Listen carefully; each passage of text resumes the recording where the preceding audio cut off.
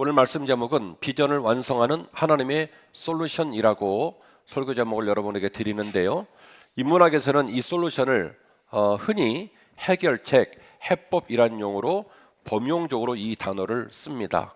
우리가 하나님의 은혜 가운데 부름을 받고 믿음을 가지고 살아가게 될 때에 우리 안에 하나님이 주시는 비전이 꼭 있기를 원하고요. 그러나 우리가 비전을 받았다 하지만 그 비전을 이뤄나가는 삶 가운데 우리는 능력이 부족하고 또 환경이 구성되지 않아서 뜻을 이루지 못하는 안타까운 모습이 많습니다. 그러나 오늘 말씀에 제가 해법을 드리는 것은 우리의 비전을 완성하는 누가 계시다고요?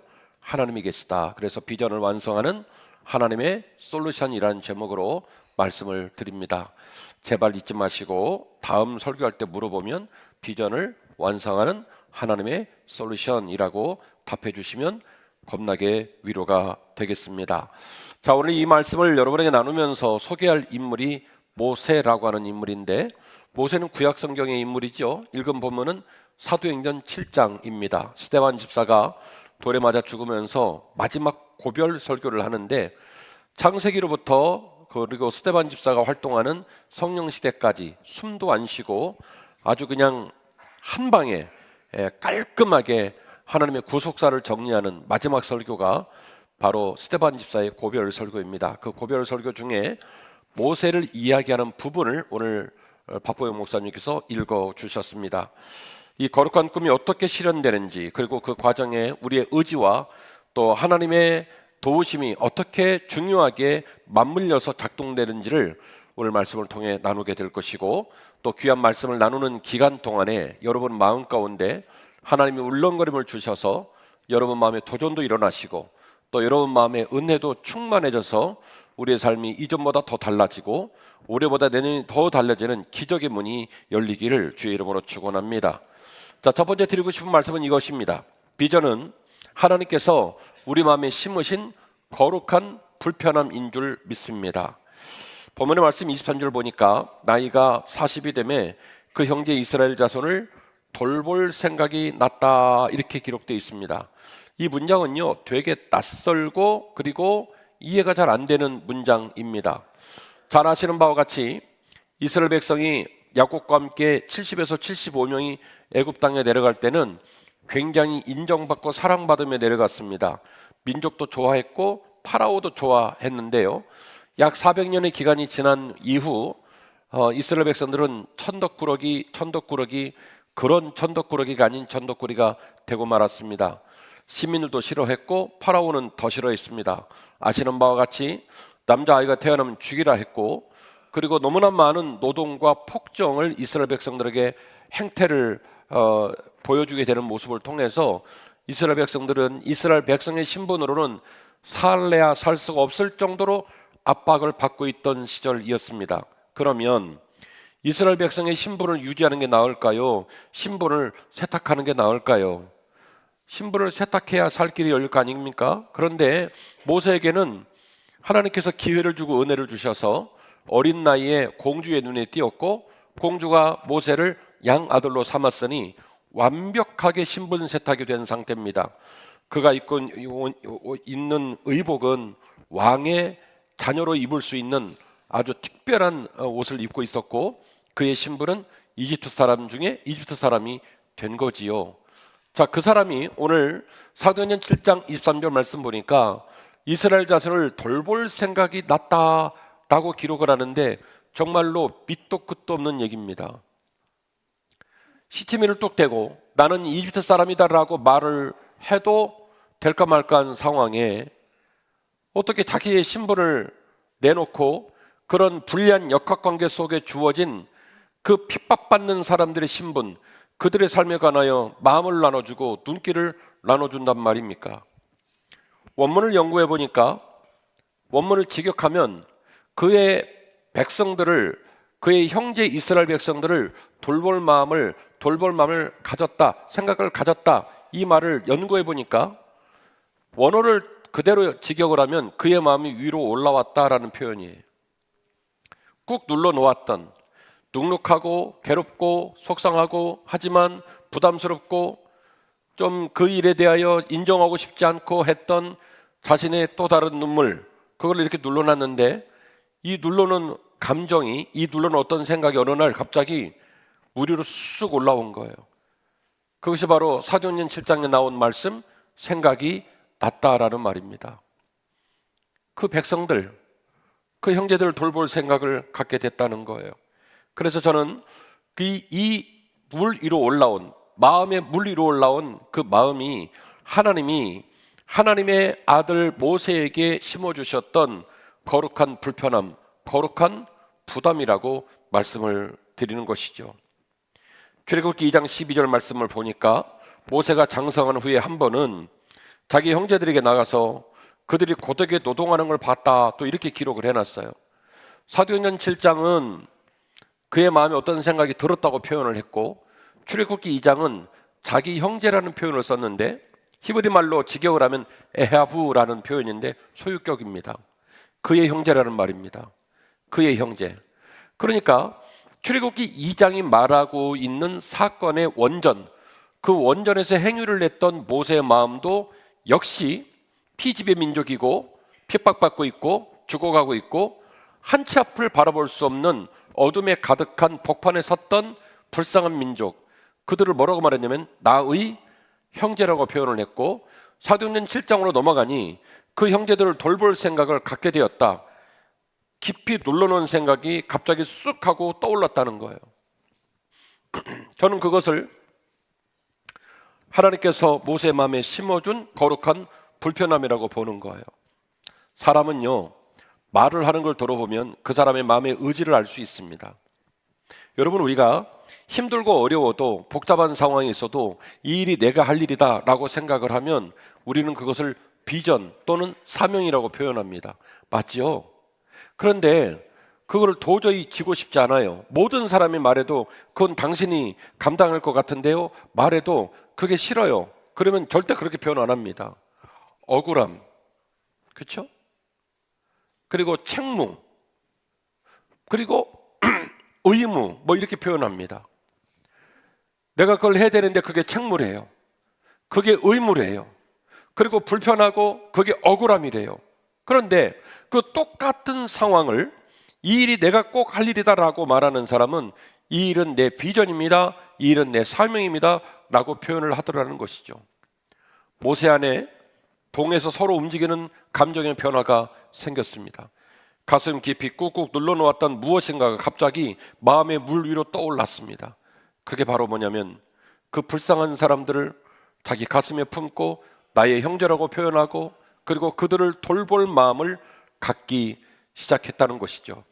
그 마음을 갖고 있는 와중에도 여전히 불편합니다. 여전히 무겁습니다. 여전히 부담스럽습니다. 그러나 모세는 아무리 봐도 이 무겁고 이 불편한 일을 내가 감당해야 할 것 같다라고 마음을 먹기 시작했다고 하는 것이죠. 그리고 하나님은 그렇게 도전하시고 그렇게 반응하는 우리를 기다리신다는 사실을 여러분 꼭 기억해 주시기를 부탁을 드리겠습니다.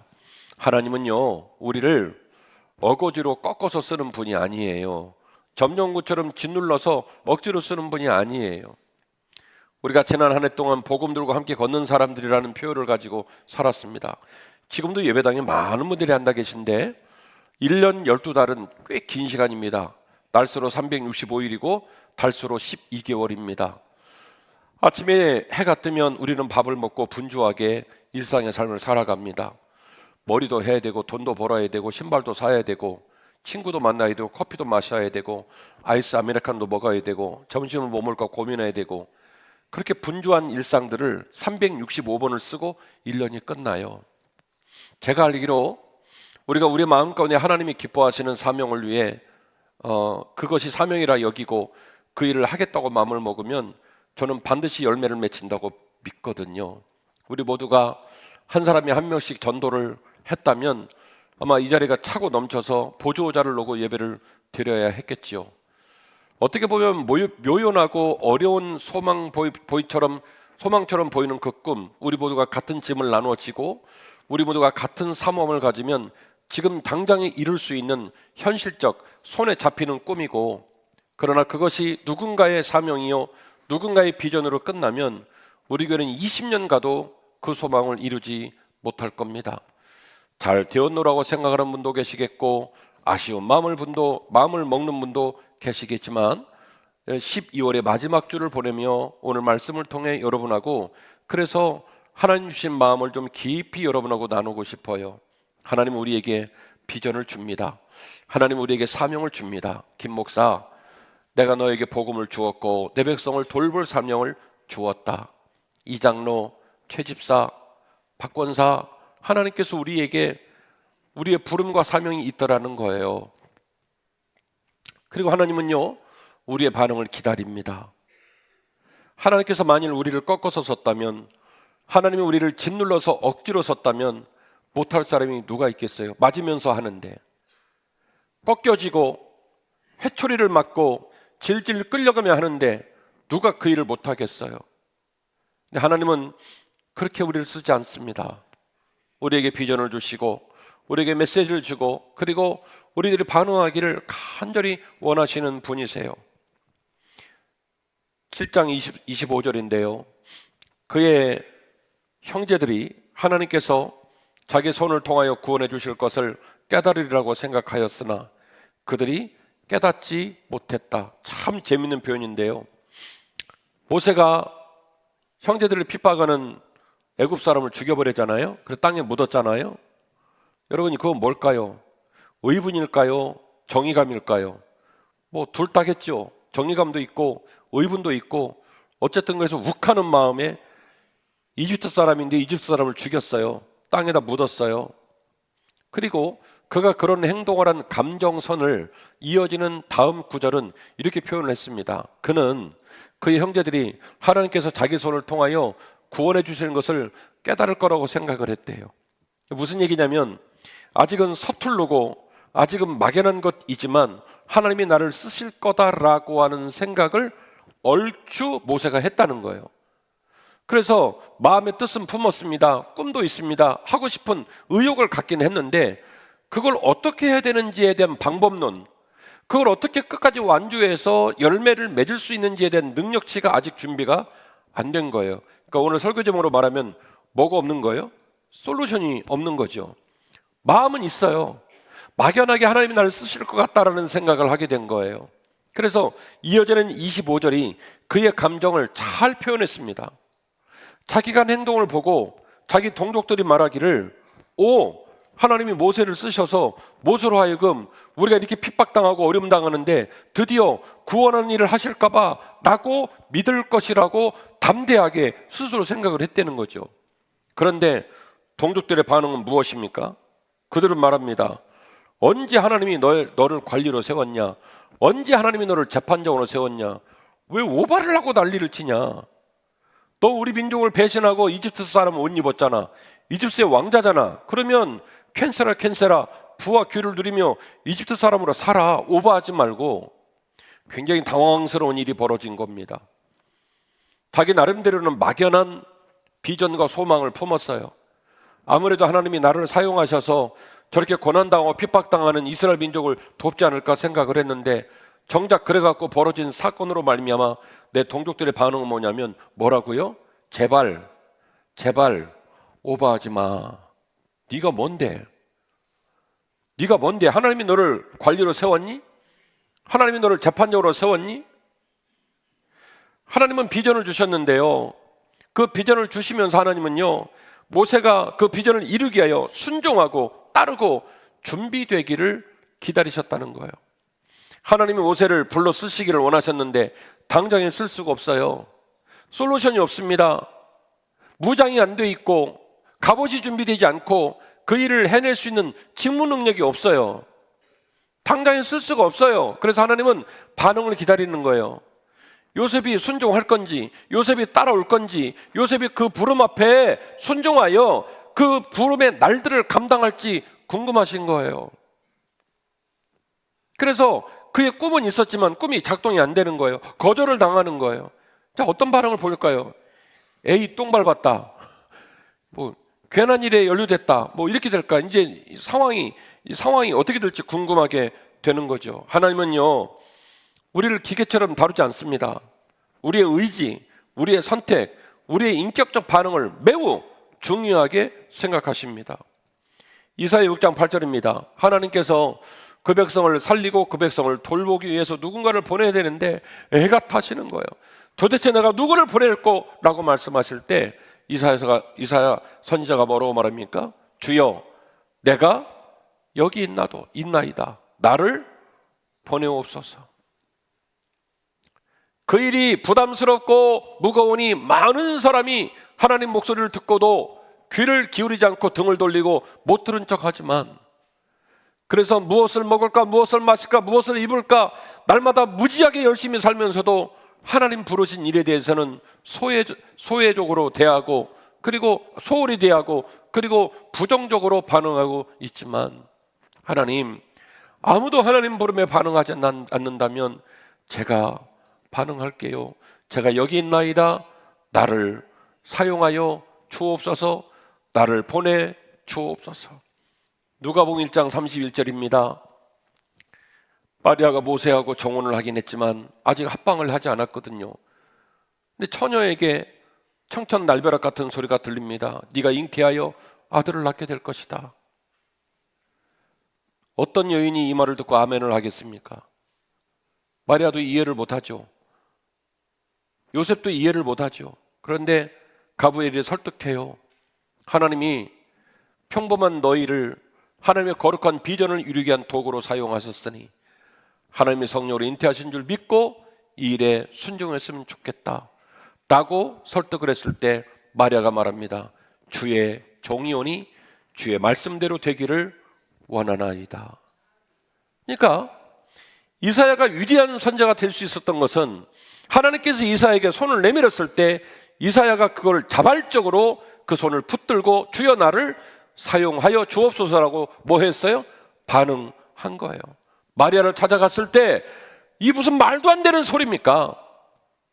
낙태를 시키든지 무슨 수를 써서라도 나는 그 일을 막을 겁니다라고 하지 아니하고, 이해를 할 수 없으나 도대체 이런 일이 왜 우리 아내에게, 왜 내 몸에 일어난지 알 수 없으나 하나님이 하시는 일이라고 하니 제가 주의 종이오니 주의 말씀대로 되기를 원하나이다. 뭐 한 거예요? 반응한 거예요. 누가복음 5장 4절에서 5절 말씀입니다. 베드로가 물고기를 밤새 잡고 빈 배로 돌아왔지요. 그물을 수습하고 있는데 그물을 다 수습하고 나면 함부로 그 그물을 내리면 안 돼요. 시간이 많이 걸리거든요. 부유물을 떼내고 찢어진 데를 꼬매고 있는데 주님께서 그 배를 좀 빌려달라고 얘기해가지고 부흥 집회를 합니다. 그런데 놀랍게도 주님은 베드로의 배 갑판에서 청중들을 향해 설교를 하는데 옆에서 그물을 수습하고 있는 베드로 귀에 자꾸 말씀이 들어와요. 말씀이 다 끝났지요. 베드로에게 주님이 밑도 끝도 없는 말을 말합니다. 그래, 너 배에 고기 있냐? 한 마리도 없습니다. 깊은 곳에 가서 그물을 내리거라. 베드로가 말합니다. 제가 이 바다에서 잔뼈가 굵었고, 그리고 이 밤에 물고기가 없다는 걸 제가 촘촘히 포인트별로 다 확인해서 물고기가 없다는 걸 알지만 왠지 모르게 말씀을 들으면서 그 말씀이 믿어지고, 그 말씀을 들을 때마다 제 마음이 뜨거워지고, 그 말씀을 들을 때마다 제 마음에 순종하고 싶은 거룩한 욕심이 생기니 뭐라고 말합니까? 제가 그 말씀에 순종하여 그물을 내리겠나이다. 하나님은 우리를 어거지로 쓰지 않아요. 김진호 목사가 되었던, 윤홍열 장로님이 되었던, 어떤 권사님, 어떤 집사님, 어떤 청년이라 할지라도 이 어려운 난맥이 가득한 세상의 복판에서 하나님이 저와 여러분을 멋지게 쓰시기를 원하시는 줄 믿으시기를 바랍니다. 문제는 그 쓰심과 부름 앞에 우리가 반응할 수 있느냐, 이게 중요한 관건이에요. 하나님께서 모세를 쓰시기를 원하셨습니다. 그리고 모세는 드디어 그 부름 앞에 훈련이 시작되어지는데 비전의 실현이 하나님 학교에 입학식이 되었습니다. 여러분, 하나님의 비전이라고 하는 건 시련을 동반할 수밖에 없습니다. 내 기질, 내 생각, 내 길, 그 일로 비전이 시작되면요 무슨 시련이 시작되겠습니까? 그러나 하나님의 비전을 품었다는 얘기는 사고방식과 물질과 시간과 삶의 의도성을 어디로 옮긴다는 얘기냐면 십자가 앞으로, 하나님 앞으로 옮긴다는 일이기 때문에 자기를 부인해야 되고 자기가 익숙하게 살아왔던 삶의 자리를 포기해야 되기 때문에 곧 뭐가 시작돼요? 시련이 시작되는 것이죠. 출애굽기 2장 12절 말씀인데요, 좌우를 살펴 사람이 없음을 보고 그 애굽 사람을 쳐 죽여 모래 속에 감추게 되었다. 혈기인지 정의감인지 모르겠지만 일단은 사고가 벌어졌고요. 그리고 이어지는 본문입니다. 이튿날 다시 나가니 두 히브리 사람이 서로 싸우는지라 그 잘못한 사람에게 이르되 네가 어찌하여 동포를 치느냐. 그가 말합니다. 누가 너를 다스리는 자와 재판관으로 삼았느냐. 네가 애굽 사람을 죽인 것처럼 나도 죽이려고 하는 거냐. 모세가 두려워합니다. 이 일이 탈로 낫도다. 책임진다 못 진다. 책임 못 진다는 거예요. 하기는 자기가 했는데 이를 책임 못 질 어마어마한 이제 결과물로 탈로가 나고 말았던 겁니다. 29절이죠. 모세가 이 말 때문에 도주하여 미디안 땅에서 나가나가 되어 거기서 아들 둘을 낳게 되었다. 간단하게 기록을 하고 있습니다. 모세의 사역은 제가 이전 설교를 통해 여러 번 말씀을 드렸던 것처럼 40년씩 제3기 사역으로 나눌 수가 있습니다. 제1기 사역은 이집트의 왕자로서의 삶입니다. 당시 5대 제국 중에 가장 큰 제국이었던 이집트라는 나라, 그 나라에서 경제, 행정, 군사, 교육, 사회, 그 다음에 리더십, 이 모든 것들을 완벽하게 배울 수 있는 위치는 왕자의 신분입니다. 그 왕자의 신분으로 큰 조직을 이끌어갈 수 있는 기술적인 어떤 그 학습들을 40년 동안 완벽하게 배웠지요. 그리고 비전을 품고 그 비전 앞에 반응해서 어떤 일을 저질렀는데 아직은 솔루션이 없어요. 그 일을 해낼 수 있는 능력이 안 돼요. 그런데 그냥 욱하고 저지르고 말았던 것이죠. 그래서 그 시련으로 말미암아 하나님의 광야 학교에 입학을 하게 됩니다. 그 시간이 40년의 세월이었습니다.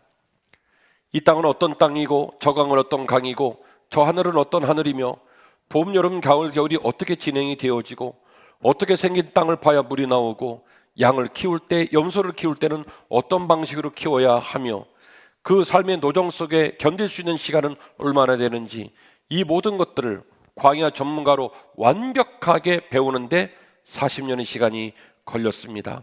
한 마리의 양을 돌보고 한 마리의 염소를 돌보며 목자가 생명체를 돌보는 가슴이 얼마나 뜨겁고 간절한지를 몸소 광야에서 배웠습니다.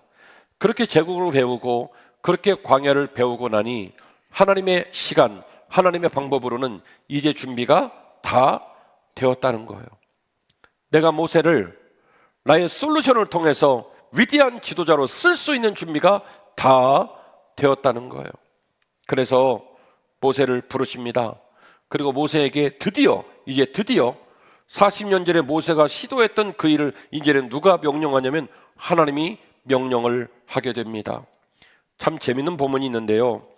출애굽기 3장 10절입니다. 이제 내가 너를 바로에게 보내어 너에게 내 백성 이스라엘 자손을 애굽에서 인도하여 내리라. 모세가 하나님께 말합니다. 하나님, 제가 누구이기에 바로에게 가서 이스라엘 자손을 애굽에서 인도하라고 얘기를 하겠습니까? 하나님이 말합니다. 내가 반드시 너와 함께 있으리라. 40년 전에 모세는 그의 마음의 감정에 눌러놨던 것들이 갑자기 물 위로 올라와서 그 감정을 이기지 못하여 버림받은 백성들, 핍박받는 백성들, 죽어가는 백성들을 감히 나의 형제라고 표현을 쓰면서 급발진을 하게 되었고, 그 급발진이 시련의 문이 되어서 그 왕자의 관복을 벗고 부유한 음식물을 다 버리고 거칠고 힘들었던 40년의 세월을 또다시 보내게 되었습니다. 하나님은 그 광야학교에서 모세를 완벽하게 훈련시키신 후 이제 그에게 말합니다. 아들아, 이제 됐다.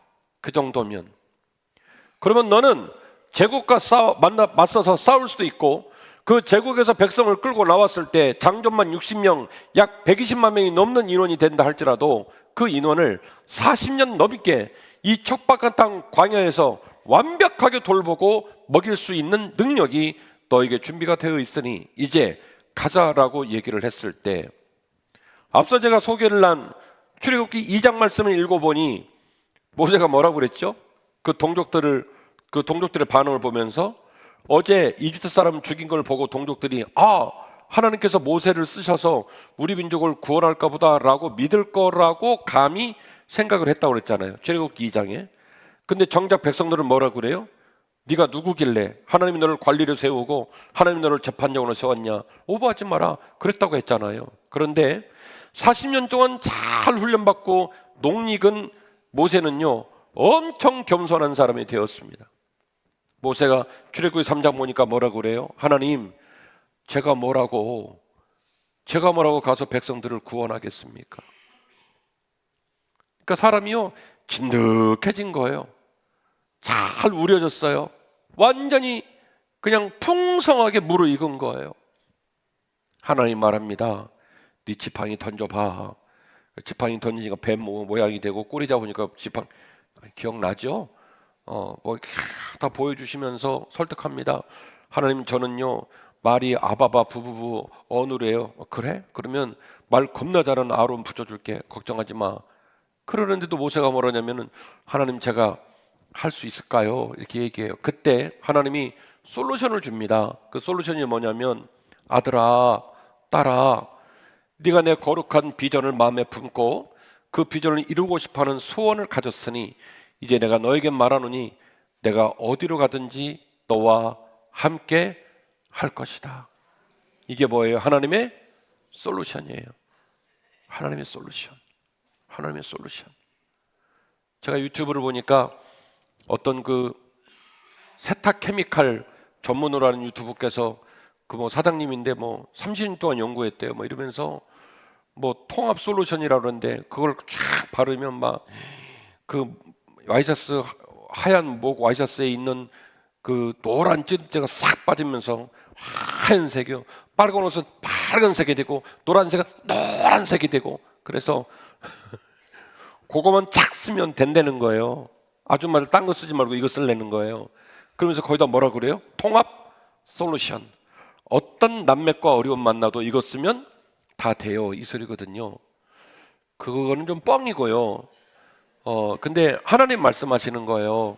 김 목사야, 이 장로야, 최 권사야, 너 말이다, 나와 함께 걸어가면서 네가 그 사명 감당하기를 원하는데 너무 부담 갖지 마. 내가 너를 혼자 보내는 게 아니라 네가 어디를 가든지 내가 너와 함께 할 거야.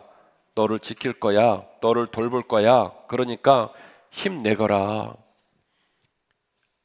신약성경 히브리서의 표현으로 말하면 너의 흔들리는 무릎을 하나님이 붙잡아 주시고 너의 피곤한 손을 붙잡아 주실 거니까 너무 낙심하지 말어. 그 길 가자라고 하나님이 뭐가 되어 주셨어요? 솔루션이 되어 주셨어요. 내가 반드시 너와 함께 할 것이다. 말씀이 결론입니다. 하나님은 비전을 품은 우리에게 확실한 솔루션이 되십니다. 출애굽기 7장 35절 말씀 보니 그는 거절을 당한 사람입니다. 해보게 동안 나섰는데 오히려 동족들이 거절했어요. 하나님이 언제 너를 관리로 세웠고 하나님이 너를 언제 재판장으로 세웠냐? 거절을 당했는데요. 그는 이제 거절하는 자리에서 어디로 갔냐면 인도하는 자의 자리로 가게 됩니다. 그들의 말이 누가 너를 관리와 재판장으로 세우느냐 하며 거절하던 그 모세를 하나님은 가시떨그 나무의 가운데서 보이던 천사의 손으로 관리와 속량하는 자로서 보내셨으니 이 사람이 백성을 인도하여 나오게 하고 애굽과 홍해와 광야에서 40년간 기사와 표적을 행하게 하였느니라. 할렐루야. 출애굽기 3장 14절에서 말했던 말씀이 그대로 이루어진 거예요. 하나님께서 친히 모세와 함께 하셔서 그 모든 일들을 가능하게 기적과 이사를 행하시고 40년이 넘은 세월 동안 그 모든 사명을 감당할 수 있도록 그와 동행하셨다는 거예요. 사랑하는 한빛가족 여러분, 이것이 모세의 능력으로 가능한 일입니까? 아니죠. 하나님께서 오른손을 내리시고 그를 끌어안으시고 그를 돌보셨기에 가능한 일인 줄 믿으시기를 바랍니다. 저와 여러분도 마음의 소원을 품는 게 중요해요. 그 마음에 소원을 품고 하나님 이것이 나의 비전입니다, 하나님 이것이 나의 사명입니다라고 고백하는 게 매우 중요하고요. 그렇게 마음을 먹으면 하나님께서 그 마음을 예쁘게 여기시고 그 마음을 기쁘게 여기셔서 우리와 함께 하실 거고요. 우리와 함께 하면 우리 삶이 보람이 있고 빛나기 시작해요. 솔직히 저와 여러분 누가 천덕꾸러기처럼 살고 싶은 사람이 누가 있어요? 우리 모두에게 관직이 있지만 그 관직을 감당치 못하여 다른 사람들 뒤에서 뒷담화하고 우리를 부담스럽고 걱정하는 모습으로 살고 싶은 사람이 누가 있어요? 이왕이면 잘 감당하고, 이왕이면 존경받고, 이왕이면 오히려 내가 누군가에게 영향력을 주는 멋진 인생 살고 싶어 하는 게 우리 마음 아니겠습니까? 그러나 비전과 사명이라고 하는 것은 마음만 가지고 감당할 수 없는 건 아니에요. 원래 좀 무거워요. 제가 모세가 품었던 마음을 거룩한 부담감이라고 그랬잖아요. 원래 비전은 좀 무겁거든요. 그런데 우리가 주께서 우리를 부르실 때에 그 무거운 하나님의 마음, 그 거룩한 부담감을 마땅한 일로 여기고 하나님 내가 그걸 감당해 보겠습니다라고 마음을 먹을 수만 있다면 하나님은요 그 마음을 먹은 그 아들과 딸을 기쁘게 여기셔서 그 아들과 딸 걸어가는 길을 동행하여 주십니다. 내가 너와 함께 할 것이다. 내가 너를 돌볼 것이다. 그러므로 우리도 비전과 소망으로 위대하게 쓰임받기를 기대해야 될 줄로 믿습니다. 오늘 제가 사도행전 7장하고 출애굽기 3장 2장을 연결시켰습니다. 하나의 주제로 신구약을 관통하며 말씀을 연결시켰는데 이 말씀의 의도를 강화하기 위하여 말씀 하나를 더 소개하려고 합니다. 바로 로마서 8장에 나오는 말씀인데요. 바울은 말합니다. 예수 그리스도께서 영원한 부활의 소망을 위하여 잠깐의 고난을 감당하셨던 것처럼 우리도 사명의 길을 걸어가나 잠깐의 고난을 감당해야 하고 주께서 그 감당하는 발걸음을 홀로 두지 않고 반드시 돌보시고 인도하신다는 주장을 바울이 이야기를 하면서 그 이야기의 완성, 그 이야기의 대미를 로마서 8장에서 다음과 같이 표현을 합니다. 이와 같이 성령도 우리의 연약함을 도우시나니 우리는 마땅히 기도할 바를 알지 못하나 오직 성령이 말할 수 없는 탄식으로 우리를 위하여 친히 간구하시느니라. 마음을 살피시는 이가 성령의 생각을 아시나니 이는 성령이 하나님의 뜻대로 성도를 위하여 간구하심이니라. 우리가 알거니와 하나님을 사랑하는 자 곧 그 뜻대로 부르심을 입은 자들에게는 모든 것이 합력하여 선을 이루느니라. 성령께서 우리를 위해 기도해 주시고 또 우리가 하나님을 사랑하고 그 뜻대로 부르심 받아 그 믿음의 길을 걸어가기를 원할 때 하나님께서는 우리를 홀로 두지 아니하시고 우리 손을 붙들고 우리를 끌어안으셔서 합력하여 선을 이루게 하신다는 거예요. 그러므로 우리는 비전을 품고 그 비전을 완성케 하실 솔루션 되신 주님의 약속과 그 주님의 손님임을 강하게 붙들어야 할 줄로 믿습니다. 제가 10년 전에 그리고 또 그 중간에 한 번 더 소개를 했던 걸로 기억을 합니다만은 안젤라 리 더 웍스라는 여자분이 계세요. 펜실베니아 대학교 심리학 교수이신데 이분이 안젤라 리인데 옛날에 제가 보여드렸던 사진은 더 예뻤지요. 지금은 좀 늙었어요. 그런데 이분이 원래 직업이 뭐였냐면은 수학교사였어요. 중학교 수학교사였습니다. 근데 이분이 성격이 보통이 아니에요. 아이들을 열심히 가르치고 그 아이들에게 시험 문제를 내면서 아이들이 성적이 어떻게 될까를 스스로 계산을 해본 거예요. 논리적으로. 왜냐하면 너무 열심히 가르치니까. 그래서 그 기준을 어디에 뒀냐면 지능을 가지고 평가를 했고 재능을 가지고 평가를 한 거예요. 그 지능과 재능을 가지고 평가를 한 거죠. 얘는 138, 얘는 뭐 125, 얘는 98 뭐 해가지고 그래서 이제 성적표를 계산을 한 거예요. 95점 이상은 나오겠구나. 얘는 IQ가 좀 떨어지니까 78점 나오겠구나 예측을 한 거예요. 그렇게 하고 열심히 가르치고 시험을 봤는데 막상 시험지를 딱 결과물을 놓고 봤는데요. 예외의 반응이 나온 거예요. IQ가 130이 넘는 애가 막 75점 나오고요. IQ가 98이어가지고 막 닭이냐? 막 이랬는데 그 아이가 막 점수가 엄청 높게 나온 거예요. 그러니까 이제 안젤라 리가 당황을 한 거죠. 우리네 같으면 당황을 하면 그냥 당황하고 살 것 같은데 이 여자분은요, 성깔이 보통 여자가 아니에요. 이 공무원 중학교 교사를 때려쳐버렸어요. 사표를 내고, 그리고 컨설턴트가 돼가지고 무수한 사람들을 쫓아다니며 리서치를 합니다. 공장도 쫓아가고 6시그마 시스템으로 돌아가는 공장에서 일하는 결과물을 관측하기도 하고, 심지어 우리로 말하면 국어 검정 시험, 국가고시 시험 보는 사람들 결과물을 조사하기도 하고, 수많은 사람을 조사해서 이분이 내놓은 유명한 학설이 있는데 그게 바로 그릿이라는 학설이고요. 얼마나 이 논리가 반향을 일으켰는지 우리나라의 심리학 교수들도 이 주제로 책을 많이 냈어요. 그리고 지금도 굉장한 베스트셀러로 지금도 자리를 하고 있는 중인데, 영어에 그릿이라는 단어는 없습니다. 이건 이 여자분이 다 네 가지의 단어의 이니셜, 앞자를 따서 만든 새로운 신조어가 그릿이라는 이름이죠. 내용은 이거예요. 성공의 열쇠는 지능과 재능이 아니라 열정과 끈기더라는 거예요. 그가 모든 사람들을 리서치하고 내린 결론입니다. 그 사람이 지능이 얼마나 높으냐, 그 사람의 재능이 얼마나 왕성하냐, 여기서 결론이 나지 않고 끈기와 열정에서 결론이 나더라는 거예요. 그래서 그가 내놓은 그릿이라는 단어를 오늘 말씀에 빗대어서 한번 조명해 보려고 합니다. 그릿이라는 단어의 첫자 G입니다. G는 Growth Mindset입니다.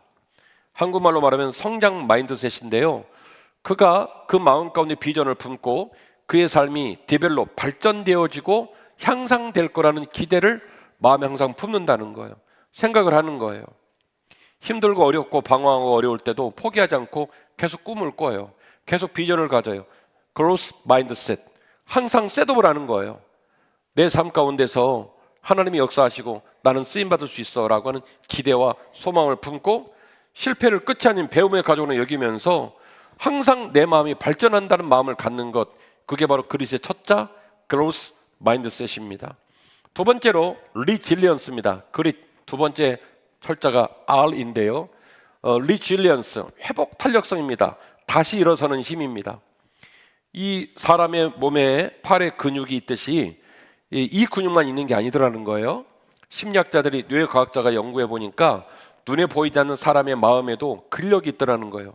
어떤 사람의 근력은 세서 핍박과 고난을 당해도 곧다시 탁 일어서는 사람이 있고, 어떤 사람은 그냥 부러져서 죽어버리는 거예요.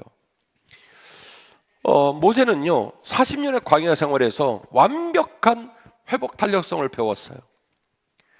이제 40년의 광야를 마치고 나니까 모세는요 180도로 꺾어놔도 안 부러져요. 180도 꺾어놔도 다시 올라서요. 원래 왕의 왕자로 있을 때는요 그냥 꺾으면 20도만 꺾어도 부러지거든요. 양병기에 비대가 없으면 용변을 못 놔요. 비계덩어리가 버글버글해서 막 느글느글한 거 입에다 넣어주면 그거 토하고 말지 못 먹습니다. 모든 게 불편하고 어떤 것도 수용할 수 없는 왕자의 신분, 그 왕자의 신분은요 회복 탄력성이 없어요. 국가가 그를 지켜줍니다. 왕족이라는 신분이 그를 지켜줍니다. 그러니 환경이 모두 사라지고 벌판에 나가게 되면 그냥 감당을 하지 못하죠. 그러나 그는 40년의 광야 생활을 통해 리질리언스, 회복 탄력성을 완벽하게 장착하고 온 거예요. 그래서 그가 광야를 여행할 때 참 재밌는 얘기인데요, 홍해 앞에서 이스라엘 백성이 막 이랬잖아요.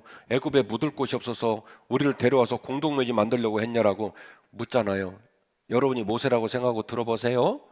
그리고 또 어디 가니까 먹을 게 없으니까 우리가 애굽에 있을 때는 고기 반찬에다가 삼겹살, 통겹살 구이에다가 비프 스테이크 먹었는데 여기 와서 우리를 굶겨 죽인다고 또 막 대들었잖아요.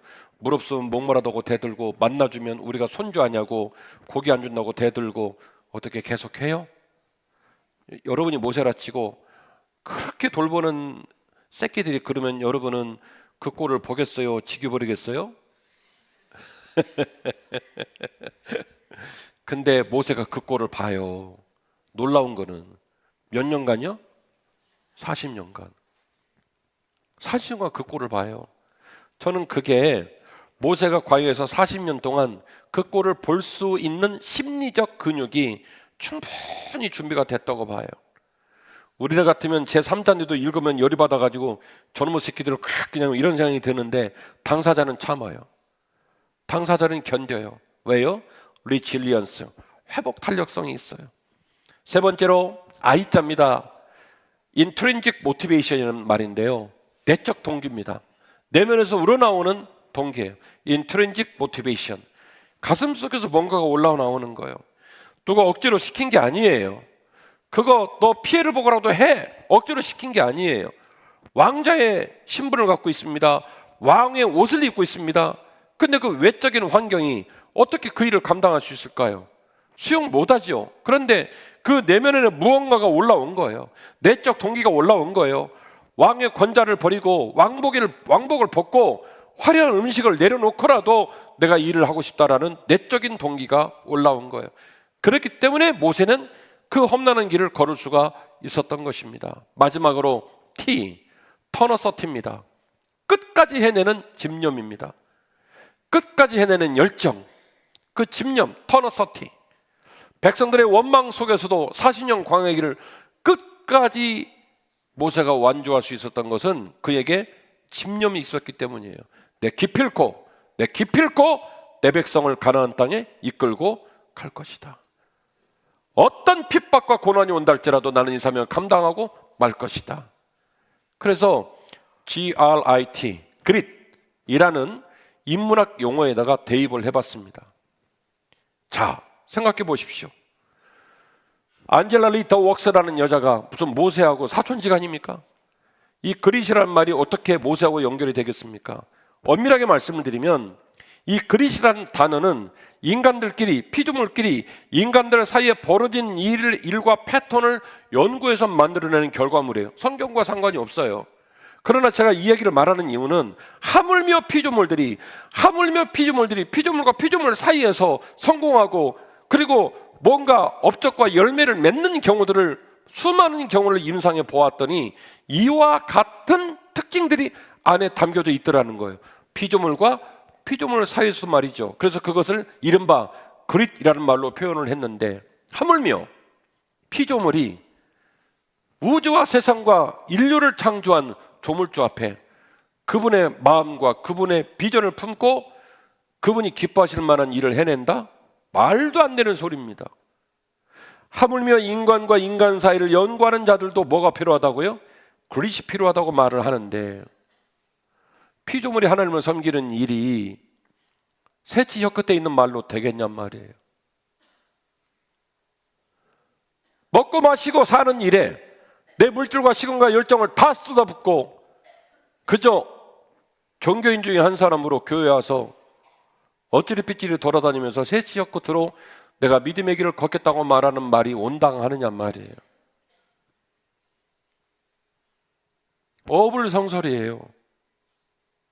사탄마귀와 싸워 이기고 죄인인 우리의 삶의 속성과 이기고 그러면서 빗대어 소금으로 살아야 될 텐데 그 일이 되겠냔 말이에요.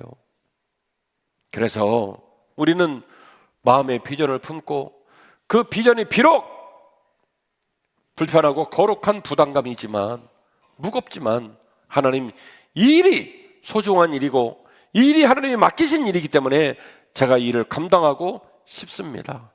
이사야처럼, 마리아처럼, 베드로처럼 제가 뭐라고 감당할 수 있겠습니까마는, 그러나 하나님, 제가 오늘 말씀을 듣고 정말 해보고 싶은 마음이 들었습니다라고 마음을 먹으면 하나님이 뭐가 되시냐면 솔루션이 되신다고요. 뭐라고 말씀하시냐면, 고맙다. 오늘 이후로 내가 어디로 가든지 무엇을 하든지 너와 함께 할게. 우리 모두에게 각성과 비전이 불일듯 일어나기를 바랍니다. 우리 모두에게 하나님의 적극적인 개입과 양육이 깃들기를 바라고 우리 모두가 잘 인내하고 위대하게 쓰임받기를 간절히 기대합니다. 비전을 완성하는 하나님의 솔루션, 이 놀라운 기적이 또 저와 여러분에게, 우리 교회에 끊임없이 일어나 여전히 부응하고 하나님의 사명 잘 감당하는 우리 모든 성도와 교회가 되시기를 주의 이름으로 축원합니다.